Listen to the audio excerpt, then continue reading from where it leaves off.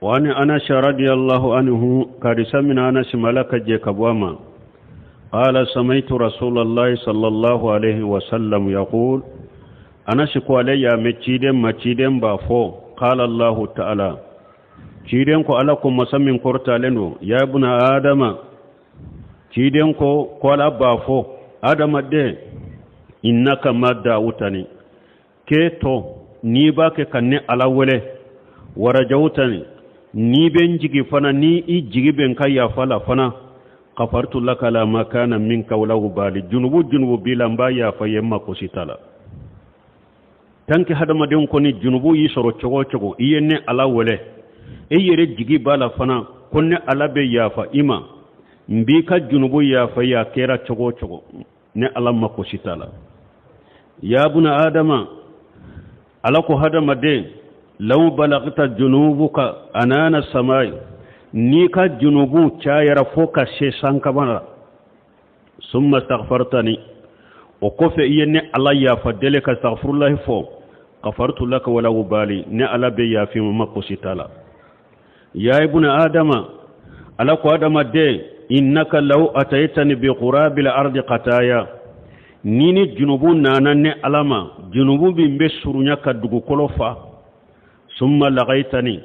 o kofe yenne ala kumbe nyogonya lagara la tushriku bi shay'a ima foi faranka la ataytuka bi qurabiha maghfiratan ne ala fanani junubu yafa bena ima mimbe surunya ka dugu kolofa donc ode yato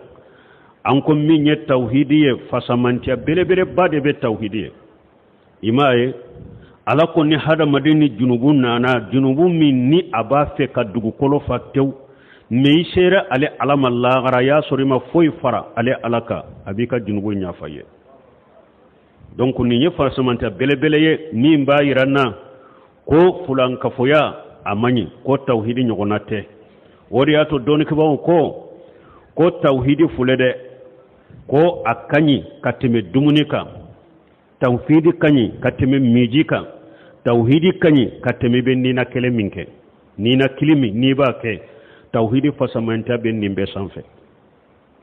tawhidi hamilendo katime nimbeka akausa nimbe akausa dumuni mimbe du akausa jimi mbe mi tawhidi kausa nina kilimi niba sama kabila uyafo mun kama parce que hada madem fule ni mankera jila imami allabanye munye ki fa ni ma dumunike kungul labambe ke munye ki fa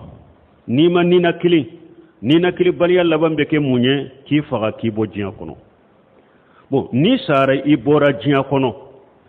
tawhidi bi bolo inni de bora biya kono na ya soro ika tawhidi sabatilen bi bolo na ya soro ika baranymo sabatilen bi bolo yerere fali koro bora jiya kono ni bora jiya kono me munchiyana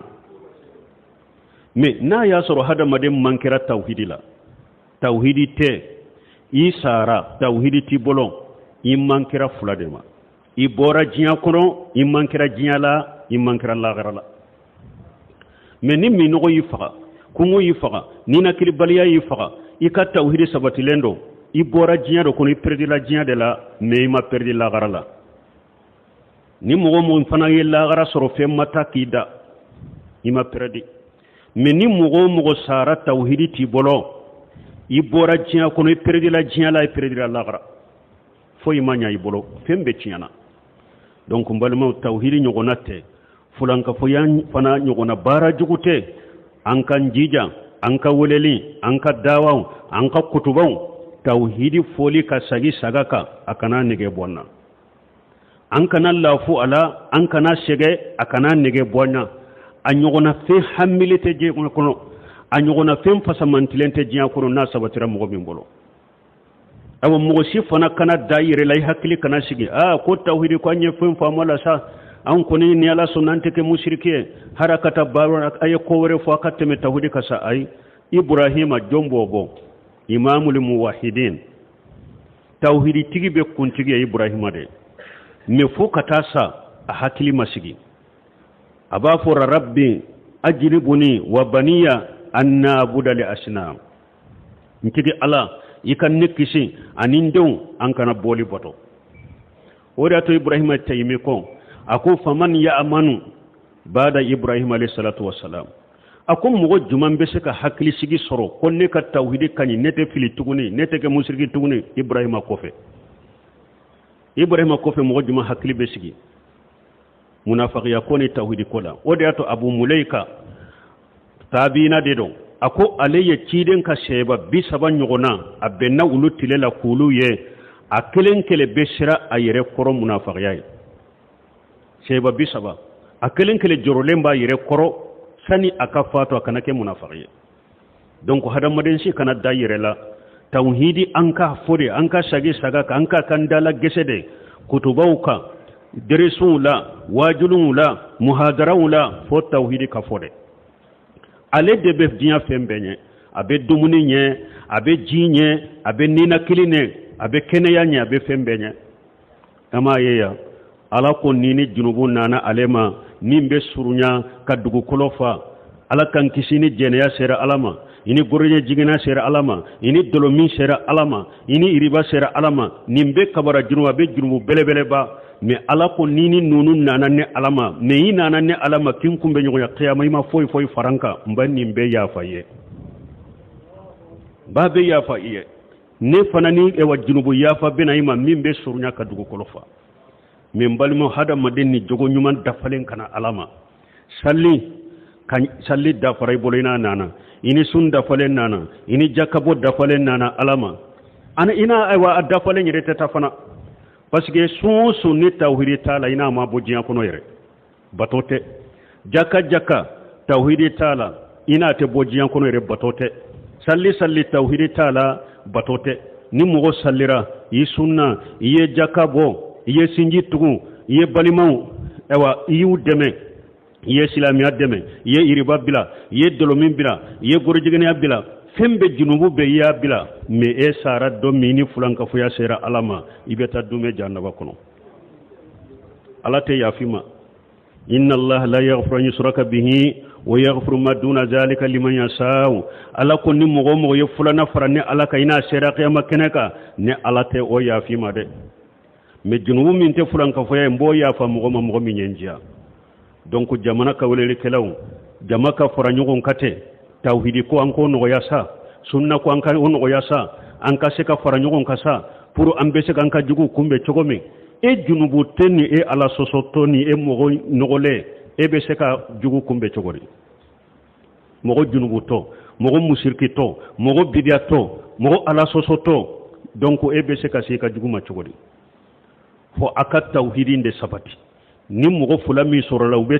tawhidika mogo saba mi sorola jamana kona be tawhid khalasilenka alaka demembe aw mogo fula aw mogo saba de nofe jamana tobe nu farla nyogon ka hijibiya galonka tawhidite sunnate mbalmaw alaka demente e wa jama fu falati be nyogon kay tahsabuhum jami'a wa qulubuhum satta